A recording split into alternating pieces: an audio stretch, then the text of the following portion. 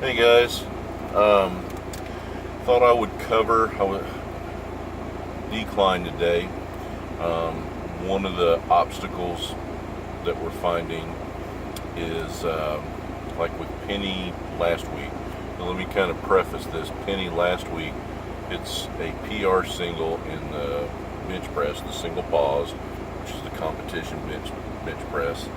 Did a new PR in the squat. And then a new 1 rep max in the deadlift, and this is the second straight deadlift training cycle for her, but had what she would call a failure of a day on decline. And then today Joe had emailed me, and I had told her the last week we had talked about going up. I want to say she was working with 87 even 2 weeks ago, and because it was so difficult, decided to stay at 87. So the next week, this week, I had her start at 87, and then the idea was to go up a pound if she could, but if it was really difficult, to stay, and she stayed again. So she was like feeling like she is stuck at 87. And so what I want to cover is a couple things. I know if you guys are reading the logs, that I have said over and over again, that remember, we all want to make progress, and the name of the game is to lift more weight. And I certainly understand that, and I get it. But the thing is that decline only ever is to help you develop pressing power, and it allows us to train heavy twice a week in a pressing movement without destroying the shoulders. And I can go on and on about it, but ultimately it is assistance for the bench press. That is really as important as it gets. Or like how I have it prescribed for Missy as an example, for pressing power in strongman, endurance, and all that, to help the punch with her overhead lifting, which if any of you guys saw what she did at the strongman competition, not this past weekend, but the weekend before, you saw that, she rolled right through that. And I'll be honest, I mean, while I'm biased, it was pretty impressive to see her as a master lifter do 14 reps and just miss the 15th in 60 seconds with a 130-pound log. So you see the benefit of that. And what I'll tell you, using myself as an example, twice in my career, I had stalled when I first hit 500 for 6 in the decline. That was a huge milestone for me, and it's something that I can still do every now and then, is hit 500 for 6. That's a pretty big amount for me. And after the first time I hit it, for 2 or 3 weeks, I would struggle. I would hit 5 reps, maybe 4 reps, and as a rule of thumb with decline, when you can only hit 4 reps, the weight's too heavy. So what I did is I backed down to 455, and I stayed there for about 4 weeks, and then I slowly built back up, and I rolled by 500 and started hitting PRs again. When I got up into the 550 area, I went through the same thing. So this is what I did. I stayed at 500 for 8 weeks.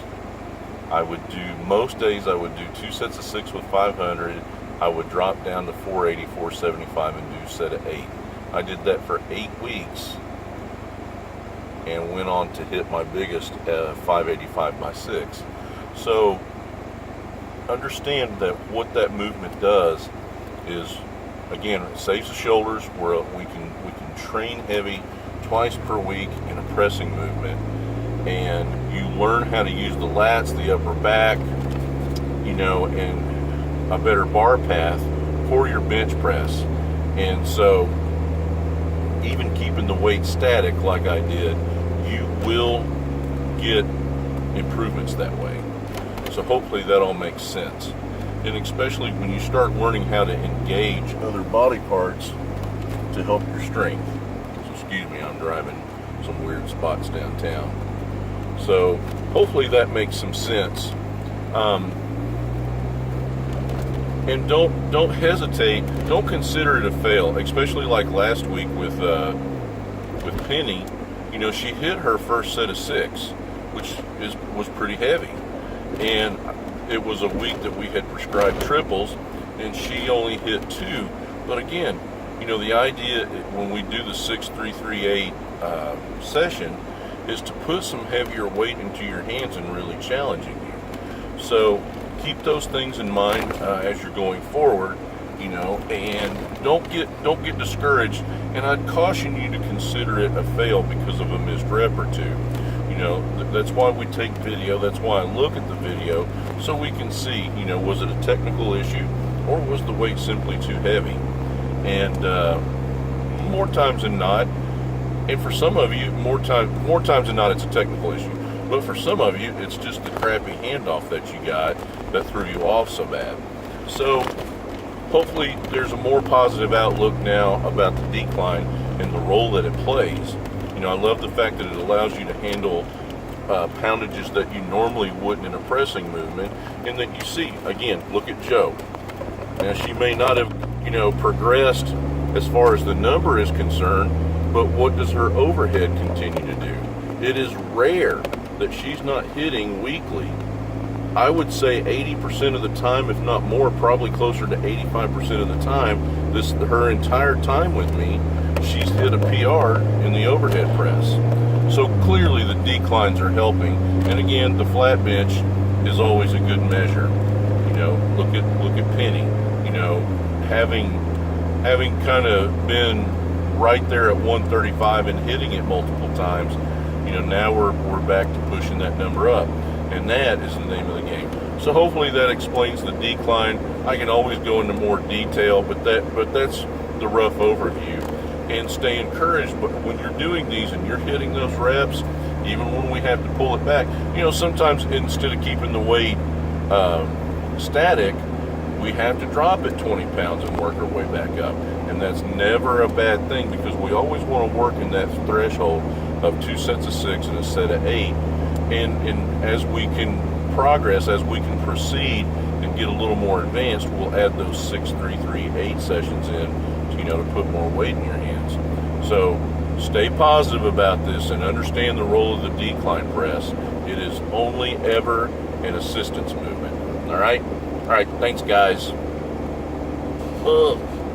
Sorry, almost crashed.